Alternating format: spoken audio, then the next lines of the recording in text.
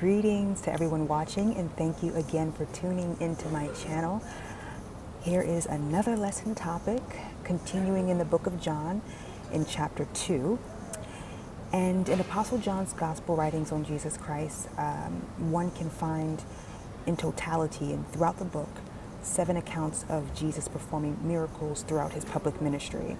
So chapter 2 begins with the first of the 7 miracles performed by Jesus Christ at a wedding ceremony in Cana of Galilee, and it ends with Jesus clearing out the courts of a temple in Jerusalem. However, today we will only discuss the events of the first miracle in verses 1 to 12 of chapter 2. So let's begin reading in the New International Version.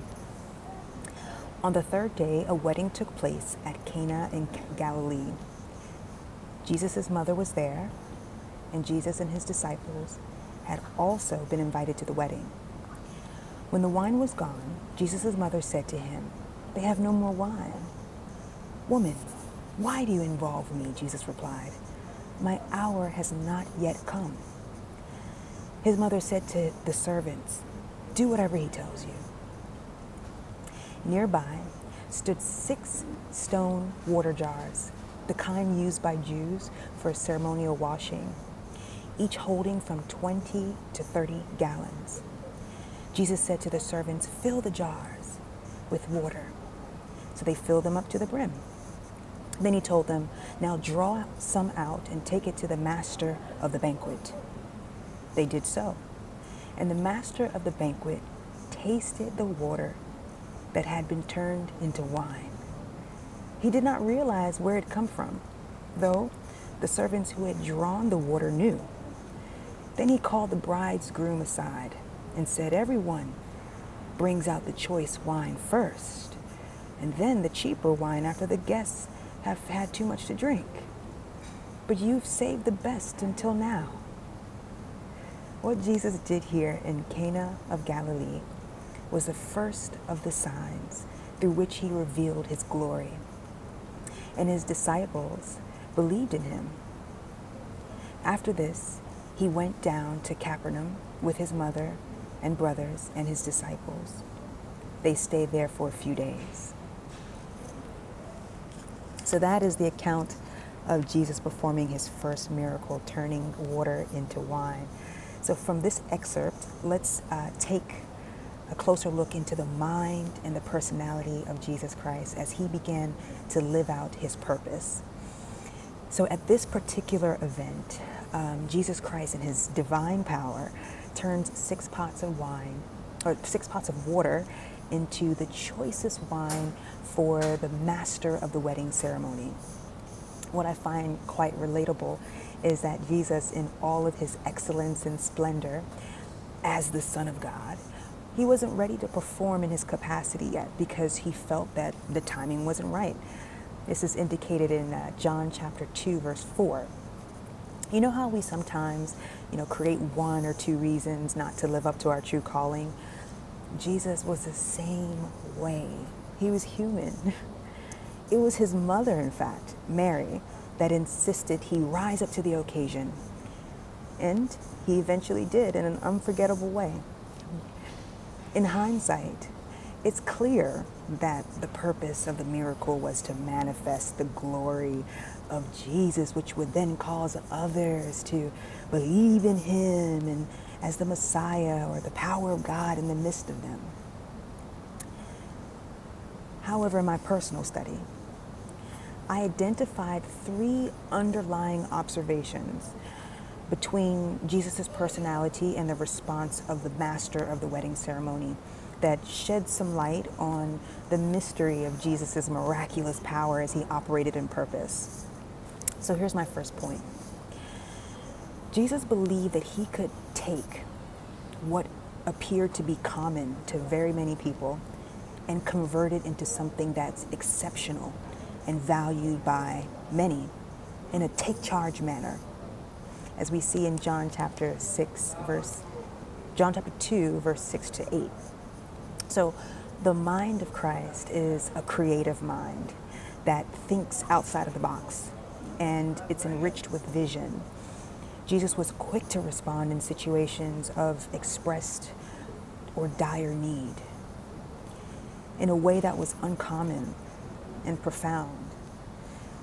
He was not easily influenced by the popular opinion, and we could see this in John chapter 2, verse 24 to 25. Yet the outcome of his decisions produced outstanding results that benefited others and glorified his abilities and talents among all men. So that's my first point, is that Jesus believed that he could take what was ordinary, what was common, and turn it into something exceptional and outstanding. It starts from the mind. Secondly, Jesus believed in the worth of the pots of wine so much. Well, let me take it a step back. So after Christ believed that he could take something that was common and turn it into something exceptional, after he converted the wine, he believed in his heart that the worth of the wine was so valuable that he could reserve it for none other but the master of the ceremony. In other words, he had so much confidence in his gifts and his talents and his offering, he thought it worthy to be consumed only by the best, only by kings.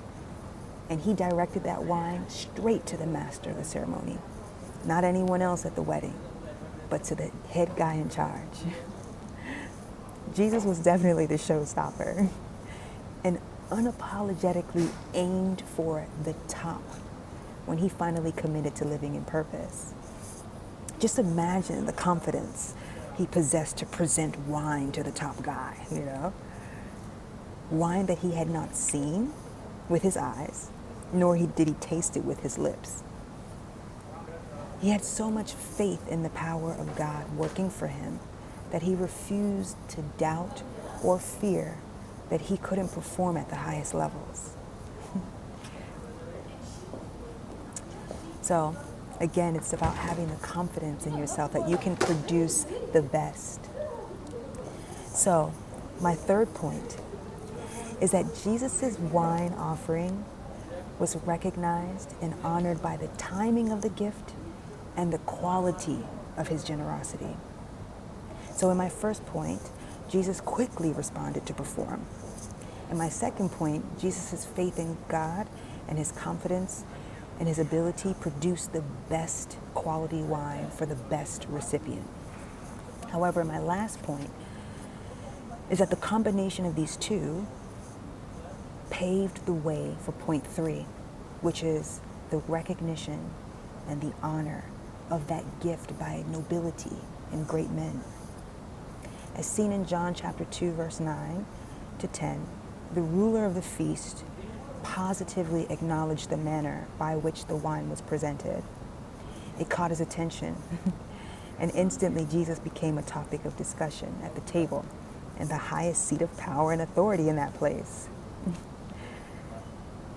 So, in summary, though Jesus did in fact channel the power of God to earth in remarkable ways and perform miracles like turning water into wine, I think it's important to note that Jesus' human nature and character leading up to the miracle itself, it's noteworthy.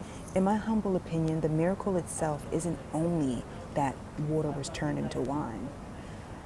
The miracle also lies in the underlying details of the obvious, which reveals the character of a man's heart and his unshakable faith in an unseen God to demonstrate miracle-working power in a seemingly impossible situation.